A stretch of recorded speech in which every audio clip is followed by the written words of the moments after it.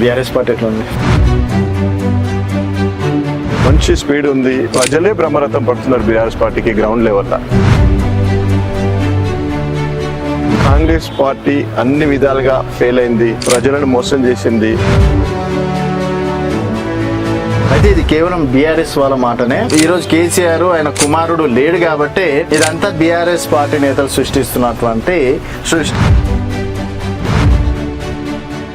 BRS party ఎక్కడ చేస్తుంది? BRS party చేస్తే ప్రజల నుంచి అంత వ్యతిరేకత ఎక్కడి నుంచి వస్తుంది?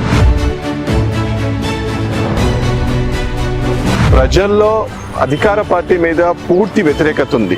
షాపుల్లో యూరియా లేదు, యాప్ డౌన్ చేసుకోమంటున్నారు. చిన్నకారు రైతులు స్మార్ట్ ఫోన్ పెట్టుకొని దాన్ని హ్యాండిల్ చేసే పరిస్థితిలో ఉన్నారా? మీ హయాంలో ఉన్నప్పుడు కూడా కళ్ళల రైతులు ఉన్న పరిస్థితి ఉండే కదా. మేము వారం లోపల కొన్నాం, 10 రోజుల లోపల డబ్బులు అకౌంట్లో పడాయి. మీరే వస్తారని కలలు అంటున్నారా లేకపోతే నిజంగానే అవుతుందంటారా బీఆర్ఎస్ పార్టీ? మేము రావాలని ప్రజలు కోరుకుంటున్నారు.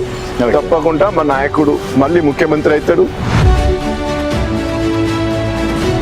ఎందుకు వెయ్యొద్దంటారు కాంగ్రెస్కి? ఇంటిగ్రేటెడ్ స్కూల్స్ కొత్తగా కడుతున్నందుకు వెయ్యొద్దంటారా? మహిళల విషయంలో కోటీశ్వరాలను చేస్తాం, ఫ్రీ బస్సులు ఇస్తుండ్రు, ఇవన్నీ చేసినందుకు వెయ్యొద్దంటారా? 2 లక్షలు రుణమాఫీ చేస్తున్నందుకు వెయ్యొద్దంటారా? 70,000 ఉద్యోగాలు ఇచ్చినందుకు వెయ్యొద్దంటారా? లేకపోతే ఈరోజు స్పోర్ట్స్ కానీ స్కిల్స్ యూనివర్సిటీలు ఇస్తున్నందుకు వెయ్యొద్దంటారా?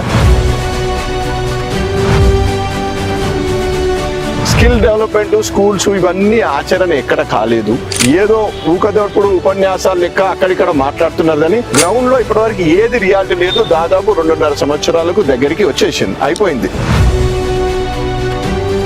నోరు తెరిస్తే అబద్ధాలు. ఇంతకుముందు ఒక ముఖ్యమంత్రి గారే ఉండే, ఇప్పుడు మంత్రుల కానించి జిల్లా స్థాయి నాయకుల కానించి వార్డు స్థాయి నాయకుల కానించి కూడా అబద్ధాలకు అలవాటు పడ్డారు. అబద్ధాల మీదే నడుస్తున్నది. మీకంటూ ఒక కాన్ఫిడెన్స్ ఉంది కదా నెక్స్ట్ మీదే సర్కార్ అని? 100% మాదే సర్కార్, పక్క 100%. 2028 100% బీఆర్ఎస్ పార్టీ 100%. ఆ కాన్ఫిడెన్స్ ఉంది. 100%.